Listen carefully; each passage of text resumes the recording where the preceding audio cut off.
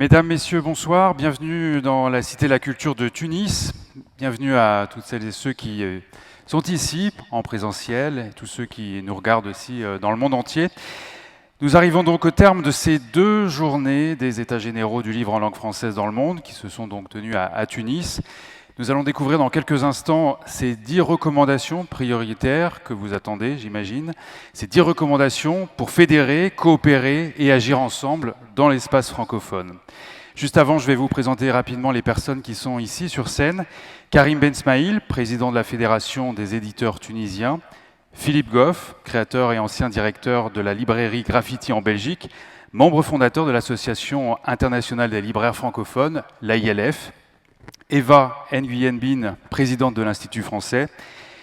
Cyril Pierre, directeur général de la mondialisation, de la culture, de l'enseignement et du développement international auprès du ministère français de l'Europe et des Affaires étrangères.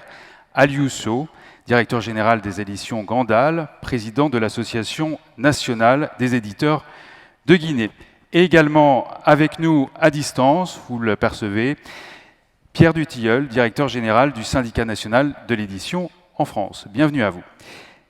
Vous êtes donc impatients de les découvrir, ces 10 recommandations pour la clôture des États généraux. Les voici. Recommandation 1. Au sein de la francophonie, inciter et accompagner les États dans la mise en œuvre de politiques publiques du livre et de la lecture et mettre en place des lieux d'échange physiques et numériques en vue de stimuler et de fédérer les actions autour du livre et de la lecture. Recommandation 2. Dans chaque État, aménager un cadre législatif et fiscal favorable à l'industrie du livre et soutenir la structuration et la professionnalisation de la filière du livre. Recommandation 3.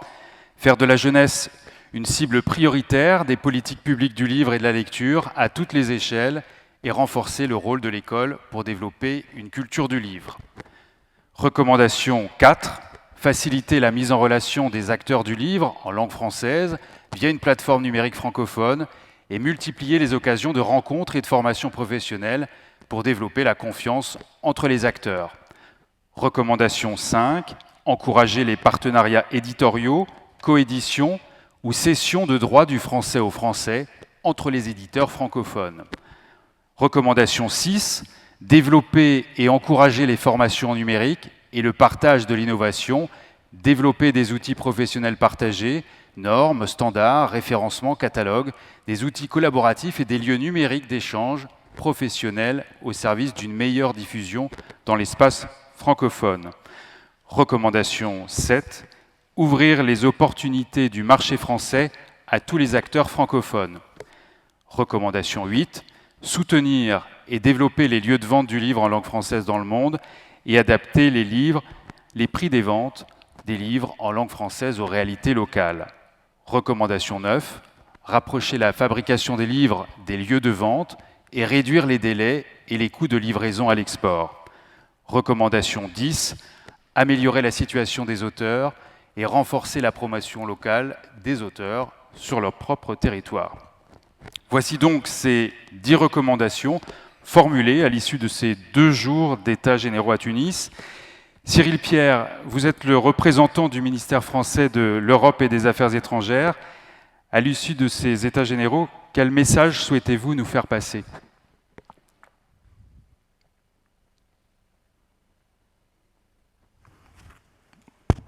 Très bien.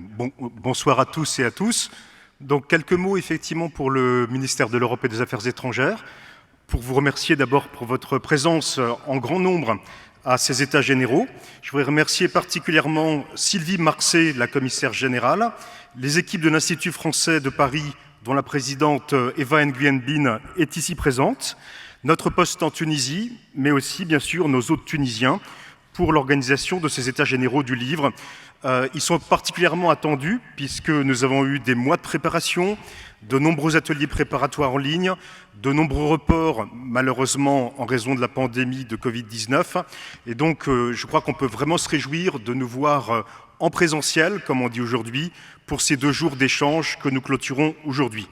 Je voudrais aussi saluer l'engagement à nos côtés des 6 États et gouvernements partenaires de cet événement, la Tunisie, la Côte d'Ivoire, la Guinée, le Québec, la Suisse et la Fédération Wallonie-Bruxelles, ainsi que l'Organisation internationale de la francophonie.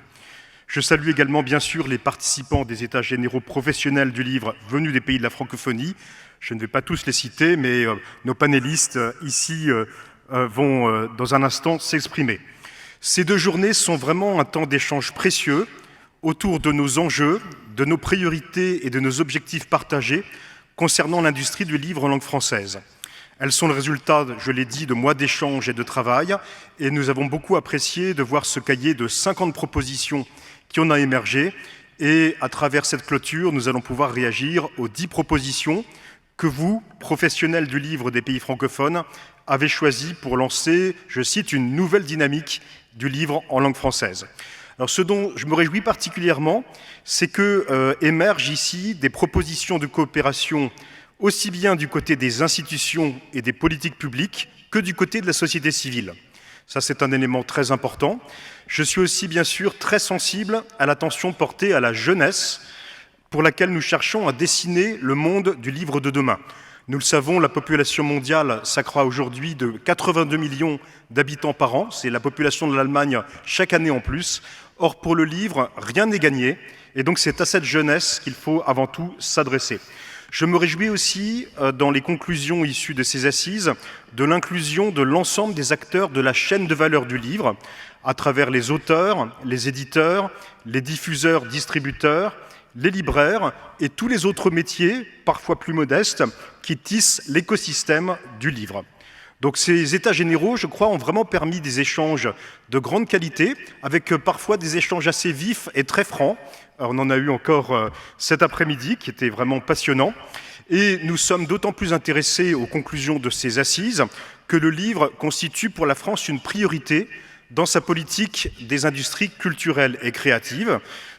C'est un enjeu, bien sûr, à l'export, mais pas seulement un enjeu à l'export, c'est un enjeu aussi de valeur pour ouvrir les esprits, pour confronter les opinions, dans un monde qui aujourd'hui est confronté de plus en plus à la violence, à la brutalité, et dans lequel le livre crée aussi du lien social et l'occasion de la confrontation des idées et des opinions dans le monde. Je voudrais aussi insister sur l'appui que nous apportons à des projets innovants sur le livre, à travers par exemple le projet Livre des 2 rives, qui est un projet qu'on appelle FSPI, Fonds de solidarité pour les projets innovants, qui est coordonné par l'Institut français et qui préfigure la création que nous souhaitons d'une maison méditerranéenne de la traduction et de mutualisation des éditions en langue méditerranéenne. Je voudrais aussi insister bien sûr sur le lien entre nos travaux et le 18e sommet de la francophonie prévu le 21 novembre à Djerba.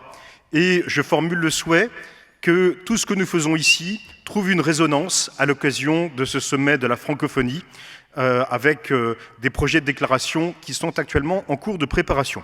Donc je ne vais pas être trop long, vous m'arrêtez là, vous remercier encore vivement tous pour votre participation et la qualité des débats, pour les propositions dont nous allons discuter dans un instant, et vous dire que d'emblée, elles suscitent un grand intérêt de la part de la France et de notre ministère. Merci à tous.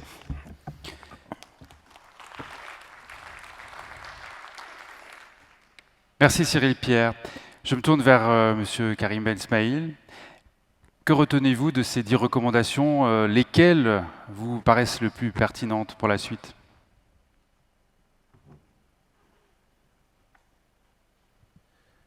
Les plus pertinentes pour moi en tant qu'éditeur tunisien, c'est bien évidemment la cession de droits qui est une des manières les plus classiques, les plus intéressantes et les plus efficaces de faire circuler le livre, en tout cas du nord vers le sud. Évidemment, toutes les autres sont intéressantes aussi, bien que je déplore que certaines soient un peu trop généralistes. Ce que nous attendons de ces 2 journées, qui sont prometteuses pour nous, éditeurs du Sud, parce que pour la première fois, on sent une vraie implication politique dans ce sujet qui n'a pas d'enjeu économique pour quiconque. La circulation du livre francophone, en tout cas dans notre pays, ce sont des petits chiffres, mais c'est un impact important, civilisationnel, durable sur notre société, et pour nous c'est important. Donc il est important d'être très concret, que les résultats se traduisent par des actions concrètes, qu'on ne parte surtout pas sur des objectifs généraux, irréalisables, mais qu'on fasse la politique des petits pas, qu'on se donne des objectifs réalisables, rapidement et concrets. Merci Karim Esmaïl. Monsieur Philippe Goff, en tant que créateur et ancien directeur de la librairie Graffiti en Belgique, parmi ces 10 recommandations, quelle est celle qui a retenu le plus votre attention? Le brancher, peut-être. Pardon. Mais écoutez, je voudrais faire une première réflexion, c'est que je m'étais moi-même essayé à sélectionner les 10 recommandations prioritaires pour moi, à mes yeux, et je suis assez heureux de constater que celles qui sont présentées par Sylvie Marcet et son équipe sont les mêmes, en très gros. Elle a évidemment emboîté certaines sous-rubriques dans ses rubriques principales, mais donc moi j'exprime ma satisfaction face à ces 10 propositions. Il est évident que, comme dit Karim, il ne faut pas s'égarer, et donc il y a un accent à mettre plus particulièrement sur certaines d'entre elles. Je ne remets pas en question les autres. Il est évident que quand on parle de la jeunesse, de l'école, etc., j'adhère à 100%. C'est évidemment le but de nos métiers, c'est d'amener les gens à la lecture. Sinon, on ne vend pas de livres, ça n'a pas de sens. Par contre, j'aimerais insister sur 3 ou 4 points quand même, assez brièvement. Je vais essayer d'être bref. Le premier point, c'est la structuration de la filière. On en a déjà beaucoup parlé pendant ces rencontres. Mais la structuration de la filière, ça consiste à mettre en réseau les acteurs et surtout leur ancrage dans le territoire. Donc, la structuration de la filière doit se faire territoire par territoire. Nous avons un exemple, la ministre belge en a parlé tout à l'heure, enfin la ministre de la Fédération Wallonie-Bruxelles, plutôt, en a parlé tout à l'heure. On est en train d'inventer un contrat de filière, enfin de travailler un contrat de filière en Belgique, et notamment que ce contrat de filière s'appuie sur les associations et notamment sur le PILEN. Je tiens à le souligner. Le PILEN est un partenariat interprofessionnel qui est assez unique parce qu'il regroupe l'entièreté de la filière du livre.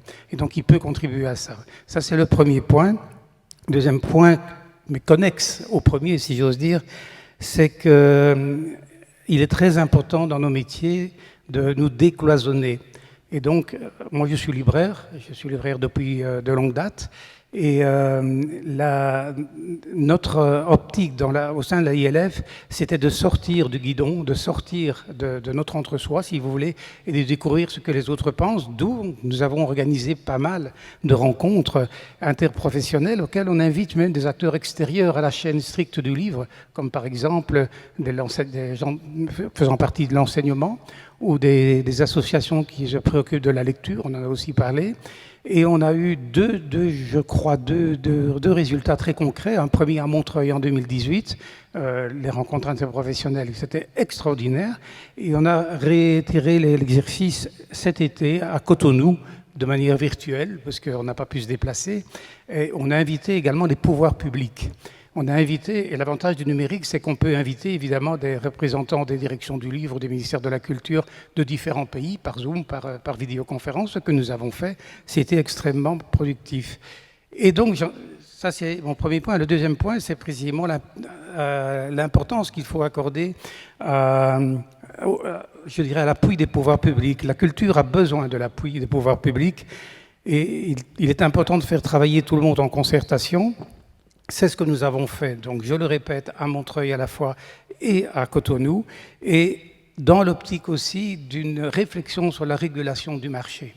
On a dans les pays du Nord des régulations qui sont très bien faites, qui ont été faites de manière concertée par tous les acteurs de la chaîne. Il est souhaitable, justement, lorsqu'on parle de la filière du livre, qu'on le fait en concertation avec les pouvoirs publics, d'arriver justement à structurer également l'économie locale.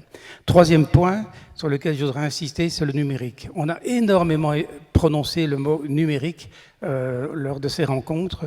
Il se fait que, personnellement, je m'occupe beaucoup de numérique depuis une dizaine d'années, Et j'ai l'impression parfois qu'on ne parle pas toujours de la même chose. Alors bien sûr, il y a l'apport du numérique pour les vidéoconférences, pour envoyer des fichiers à l'extérieur et les faire imprimer en impression à la demande. Enfin, il y a mille et mille solutions qu'apporte le numérique. Mais je pense que c'est tellement complexe et c'est tellement divers qu'il serait, je pense, nécessaire, et c'est une des propositions que je fais, que soit constitué un groupe de travail qui réfléchisse sur le numérique. On a découvert ici, enfin quelque chose que je connaissais déjà avant, parce qu'au sein de la ILF, je mène une étude sur les freins à la commercialisation des livres numériques via les libraires de la francophonie, pas les libraires du Nord, de la francophonie large. Et donc j'ai eu pas mal de contacts avec déjà des Africains, et j'ai découvert ici, ou redécouvert des gens que je n'avais vus que par Zoom et que je découvre en physiquement, si je peux dire, et que c'est extraordinaire l'inventivité. Et je pense qu'il y a énormément de ressources à exploiter, ou en tout cas à découvrir, pour peut-être sortir notre esprit du modèle que nous nous sommes fait au Nord sur le numérique et de découvrir comment travailler. Ça, je pense, c'est une des suggestions que je fais. C'est un groupe de réflexion comme ça. Mais, le numérique ne va pas résoudre tous nos problèmes et il y a des réalités qui existent. On les a évoquées également. Et ce ne sont pas des choses du passé. Les livres français, en tout cas, mais même les livres francophones en Afrique, ont du mal à circuler. Du nord au sud, les questions d'approvisionnement, d'acheminement des livres sont dantesques. Avec je ne vais pas revenir sur le détail, mais les frais d'approche sont très importants, les frais de douane, les frais de transport qui ont notamment explosé avec le confinement. Tout ça, évidemment, porte préjudice à la circulation des livres. Et avant même de penser aux solutions du futur, qui sont les solutions numériques, je pense qu'il faut penser à ces questions-là maintenant. C'est urgent aussi. On y réfléchit d'ailleurs, puisque nous avons un projet de charte qui est en cours de constitution. Peut-être que Mme Bachelot en parlera. Un projet de charte entre les les diffuseurs-distributeurs français et les libraires du grand export de la francophonie. Et pour finir, ce que je voudrais dire, c'est que je voudrais qu'on rompe un peu dans notre esprit aussi la dépendance, ou en tout cas l'emprise des marchés du Nord sur les marchés du Sud. Et même également sur les marchés périphériques des pays qui entourent strictement la France, puisque vous savez que moi je suis belge, donc j'ai des choses à dire également. En fait, c'est le principe de la biodiversité sur lequel il faut vraiment réfléchir. Alors, pour terminer, je vais être rapide. Que faire avec tout cela ? Alors, je pense à Sylvie Marcet, qui va se trouver ce soir face à plein de recommandations de notre part à tous. Que va-t-on en faire ? Je pense qu'il faut qu'il y ait un comité de suivi qui soit établi relativement rapidement, alors qui va en faire partie, sur quels axes, c'est encore à déterminer, mais c'est évidemment quelque chose d'impératif. Et deuxième point, et je termine là-dessus, je pense que c'est ce qu'on a fait depuis le début, c'est ce que Sylvie Marcet a fait très intelligemment depuis le départ, c'est de s'appuyer sur l'expérience des associations, des acteurs du livre. Là, on a parlé de l'Alliance des éditeurs indépendants qui est intervenue ce matin, la ILF, mais il y a également AfriLivre, tous ces acteurs qui ont beaucoup contribué à la rédaction et aux idées qui transparaissent dans les propositions. Ce sont des points d'appui pour continuer. Nous faisons du vrai travail, nous avons des dossiers plein nos armoires avec des idées, donc exploitons-les. Voilà ce que j'ai à dire. Merci Philippe Goff. Aliousso, comment réagissez-vous après ces 2 journées très riches en travaux et puis les recommandations que vous avez découvertes également tout à l'heure? Merci beaucoup. De ma perspective d'éditeur africain, je dirais que les journées que nous avons passées ici, et je dois dire aussi déjà tous les mois d'activités préparatoires auxquelles nous avons été associés pour la préparation de ces assises de Tunis, c'était un long processus, un processus enrichissant, un processus, je crois, mutuellement valorisant, puisque les échanges intervenus entre éditeurs francophones du Nord et éditeurs francophones du Sud, entre auteurs et autres professionnels de la culture dans les deux sens, je pense que ça a été un enrichissement mutuel. Maintenant, en partant de cette même perspective, au regard des 10 propositions, je dirais que très certainement pour le cas de l'Afrique au sud du Sahara, elles sont toutes importantes.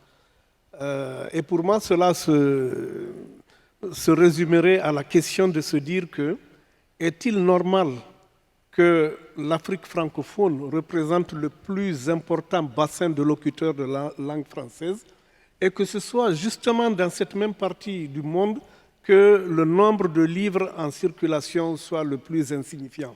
Je pense que ça, c'est une question fondamentale et qui mérite, ne serait-ce que pour tout ce qui s'intéresse à la pérennisation du français. On ne peut pas pérenniser la langue française sans se soucier des locuteurs capables de la pérenniser à travers le monde. Alors, mais si de façon générale, ceci peut être dit, de façon spécifique, moi je crois qu'il y a de nos préoccupations, en tout cas sur le terrain, peut-être 5 propositions qui seraient beaucoup plus proches de nos réalités et de nos besoins du moment. C'est peut-être les propositions 1 et 2 que moi je combinerai sous l'appellation de la nécessité de la formulation des politiques nationales du livre et de la lecture et de la mise en place concomitante donc d'un environnement, d'un écosystème favorable au développement des industries nationales du livre. Il y a aussi l'axe 3, la proposition 3, qui est importante pour l'Afrique.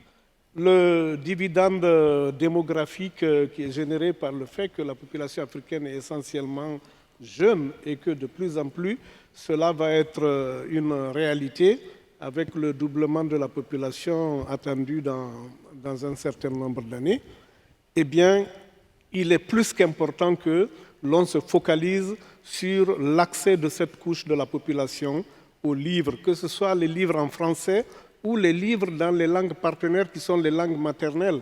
Parce que de mon point de vue, il ne faut pas dissocier les deux.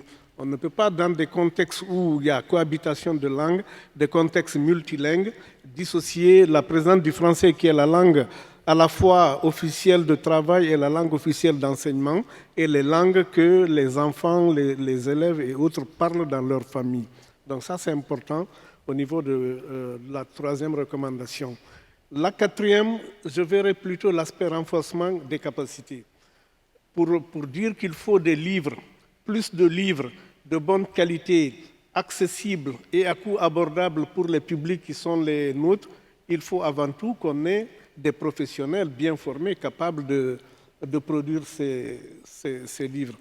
Donc toute action visant à trouver des formules, des stratégies, des politiques pouvant aider à la mise en place soit de structures de formation initiale ou de structures de formation continue, que ce soit en présentiel ou à distance, peu importe, mais en tout cas des stratégies qui permettraient de perfectionner et de former les professionnels du livre, les auteurs, les éditeurs, les illustrateurs, etc. Et dans ce sens, juste un mot par rapport à ce qu'on a dit, et Karim l'a aussi rappelé hier, le fait de la disparition du CAFED, qui était basé ici à Tunis, qui est le Centre africain de formation à l'édition et à la diffusion, qui était soutenu pendant de longues années par la francophonie, et d'où sont sortis la plupart des éditeurs que vous avez vus passer ici, avec toutes les bonnes idées qu'ils ont véhiculées, ce sont des produits du CAFED. Malheureusement, ce CAFED n'existe plus. Que faut-il faire? Faut-il rester les bras croisés? Et tous ceux qui étaient formés ici sont bientôt à la retraite. La relève va être formée où, comment et quand? Moi, je crois que c'est une autre question fondamentale que la proposition 4 suppose. La proposition 5, l'éco-édition, je n'en reviens pas dessus. On en a parlé de long en large. Tous les bienfaits et tous les bénéfices ont été énumérés au cours de ces journées.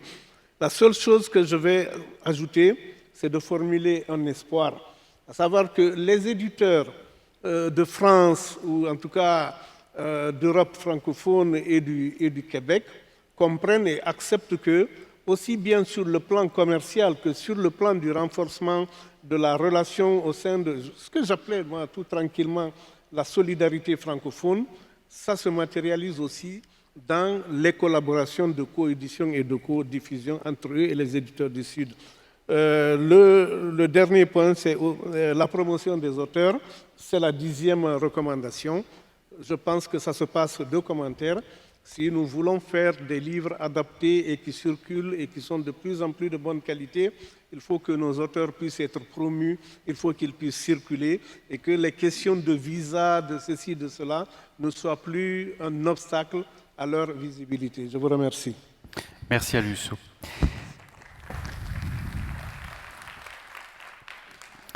Pierre Dutilleul, vous êtes en visio avec nous, vous êtes directeur général du syndicat national de l'édition en France. Qu'est-ce qui peut changer désormais à l'issue de ces 2 journées qui ont été très riches en débat à Tunis?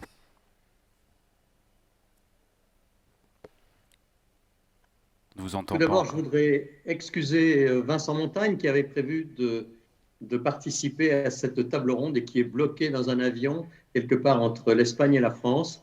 Et donc, voilà, il m'a demandé de le représenter dans cette table ronde. Vous dire que, effectivement, ces journées ont été extrêmement riches en débat. Je tiens à féliciter vraiment Sylvie Marcet, Clémence Thévenot et toute l'équipe. C'est vraiment une réussite à ce stade. On parle des différentes propositions et de politique publique. En France, on a la chance d'avoir un ministère de la Culture qui est derrière la filière du livre. Et donc ça, c'est très, très important. Ça nous aide beaucoup. Il y a une infrastructure qui nous permet de monter des politiques et un service du livre et de la lecture compétent, professionnel, disponible et qui anticipe beaucoup avec nous les évolutions de nos métiers. On a cette chance-là. Mais les pouvoirs publics peuvent faire un certain nombre de choses, mais pas que. Je pense que les acteurs privés, et les éditeurs en font partie, doivent prendre leur part de responsabilité dans ces évolutions. L'éditeur est avant tout un entrepreneur. C'est un homme qui prend des risques. Ce risque, il doit le prendre sur un marché. Karim a dit qu'il n'y avait pas d'enjeu économique. Moi, je pense qu'il y a un enjeu économique énorme au niveau global de la francophonie. Et je pense que ce marché qui est déséquilibré déjà, et là, ça vient d'être dit, est-il normal qu'il y ait si peu de circulation de livres là où se trouve le plus de locuteurs de la langue française, la 5e langue quand même parlée dans le monde? Eh bien non, ça n'est pas normal. Et je pense que ce marché n'est pas structuré comme il le devrait. Les points qui concernent la formation, la professionnalisation ont été expliqués encore à l'instant. J'insiste dessus parce qu'ils sont très structurants, mais il y a un point qui ne se commande ni dans une politique publique, ni dans une intervention orale d'un dirigeant quel qu'il soit, c'est d'installer la confiance. La confiance entre tous les acteurs de cette francophonie, de cette circulation du livre. Et ça, je pense que c'est un point essentiel qui transparaît dans l'ensemble des propositions qui nous sont faites. Ensuite, je pense qu'il y a des freins, et les freins, c'est fait pour être déplacé, c'est fait pour être bousculé. Il y a un frein important qui lui aussi a été souligné, c'est le prix du livre. En France, nous avons la chance d'avoir la loi sur le prix unique du livre, la loi Langue. En fait, c'est 40 ans cette année, 40 ans de bonheur pour la filière du livre. Alors, nous avons une expérience du prix du livre. Je pense que c'est un des freins les plus importants à une bonne circulation du livre sur l'espace francophone. Nous devons avancer vers les cessions de droits du français en français. Ça fait circuler le livre. Nous devons avancer sur l'impression à la demande et il y a des choses qui ont été dites sur ce sujet, une impression locale qui permettra d'éviter nombre de frais d'approche, de frais de production, etc., qui sont amplifiés dès lors qu'il faut les faire bouger. Ça, c'est un point essentiel. Et le prix, la proximité, les partenariats. Développons des partenariats, et ça, c'est la confiance qui est au premier rang. Le professionnalisme existe, on peut le renforcer. L'Asfored et l'Innovo, etc., en France, sont à disposition aussi pour faciliter cette professionnalisation. Mais nous parlons d'éditeur à éditeur, de libraire à libraire, d'auteur à auteur. On doit pouvoir se comprendre avec un clin d'œil. Et donc, nous devons développer ces partenariats, que ce soit développer des filiales dans les pays francophones, comme ça a été expliqué ce matin. Ça peut être des partenariats, des coéditions. Il faut renforcer ça et pour ça, il faut se rencontrer, il faut se voir, il faut se parler. Donc, bravo pour cette initiative tunisienne. L'édition, c'est un pont entre les langues. Et donc, nous devons pouvoir faire franchir ce pont à un maximum de livres. Et dans les deux sens, un pont, ça a deux sens de circulation. Aujourd'hui, on connaît trop peu les ouvrages et les auteurs qui ne viennent pas du territoire français. Pourquoi? Parce que c'est difficile. C'est difficile de faire circuler les ouvrages de manière simple, de manière peu coûteuse, et de venir face à une production qui elle-même est très forte sur le territoire français. Il faut que l'on facilite l'accès aux deux sens du pont. Et donc ça, c'est quelque chose d'important. Et puis, je retiens dans les propositions l'accès à la jeunesse, l'accent mis sur les jeunes. 15% des jeunes qui arrivent en 6e, donc au collège en France, ne savent pas lire. Ils ne savent pas lire. Tout au moins, ils ne savent pas comprendre ce qu'ils lisent, et ça, c'est quelque chose de dramatique. Ils savent bien sûr aligner les mots, mais ils ne savent pas en comprendre le sens. Nous avons créé, avec le syndicat national de l'édition, et vous en avez eu, je crois, une présentation cet après-midi, les petits champions de la lecture. La lecture à voix haute permet la compréhension du texte que l'on lit. Essayez, faites l'expérience vous-même, et vous verrez que ça fonctionne très bien. On peut exporter ce concept, on peut vous aider à le faire, on a les moyens de le faire. Rencontrons-nous et avançons sur ce thème. Toute la jeunesse et les lecteurs de demain n'ont qu'à y gagner. Donc je le redis, politique publique, oui, mais impact fort des acteurs privés, de la société civile. Je pense que chacun doit prendre ses responsabilités, et qu'on a tous nos placards et nos tiroirs remplis d'analyses, remplis d'études, remplis de diagnostics. Mettons-les de côté maintenant, la pile existe, et agissons. Je crois que oui, il y a des freins, oui, il y a des contraintes, mais c'est l'affaire de tous que de les lever, que de les écraser et de foncer. Donc, au niveau du SNE, nous serons complètement, et nous sommes déjà, puisque nous avons participé à la rédaction de ces propositions, nous sommes totalement debout sur l'accélérateur pour foncer sur tous ces sujets. On m'a dit dans une autre table ronde, on va vous prendre au mot. Eh bien, allez-y. C'est vraiment la cause de tous que l'on défend. C'est une vraie réussite que ces états généraux, et je peux le dire dès ce soir, il y aura un après, puisqu'il y avait un avant.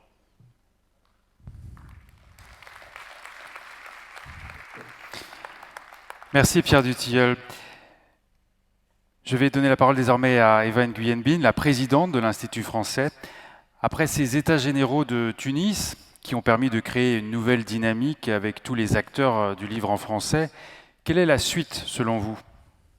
Merci beaucoup Xavier. D'abord, c'est la question la plus difficile, je pense, quelle est la suite, puisque on le voit, on le partage, ces états généraux sont un succès, mais c'est un succès si ça mène vers autre chose.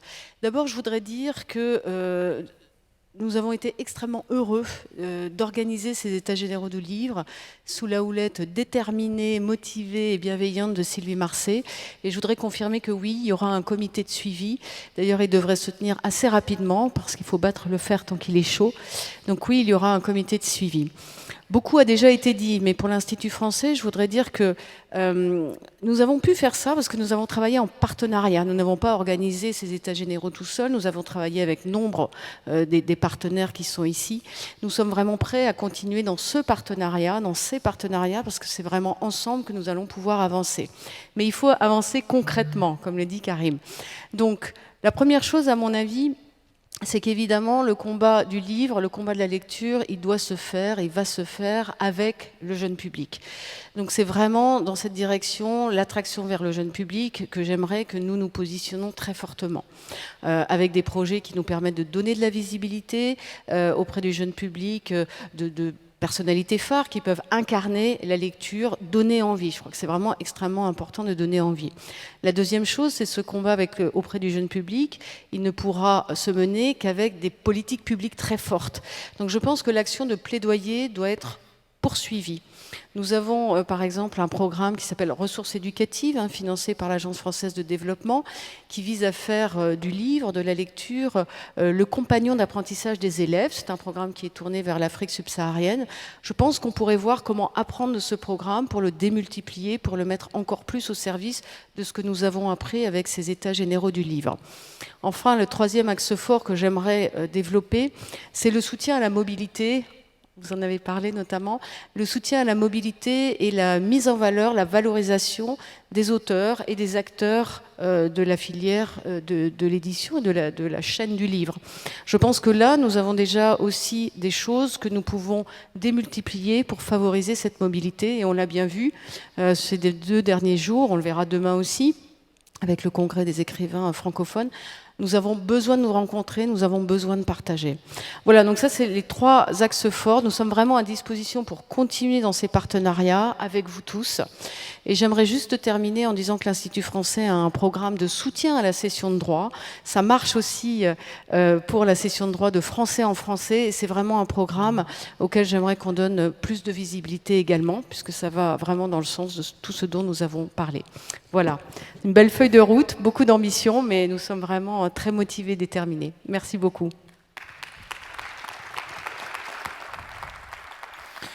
Merci à Eva Nguyen Binh, présidente de l'Institut français. Merci à vous tous et toutes d'avoir participé à cet échange. Je vous invite à regagner votre siège dans la salle de la Cité de la Culture à Tunis, qui accueillit pendant 2 jours toutes les personnalités de l'espace francophone qui ont à cœur à faire rayonner davantage le livre en langue française à travers le monde. Nous allons passer désormais à la cérémonie de clôture de ces États généraux du livre en langue française dans le monde de Tunis, en accueillant des ministres de la culture de différents États et gouvernements de la francophonie qui nous font l'honneur de leur présence. Par ici.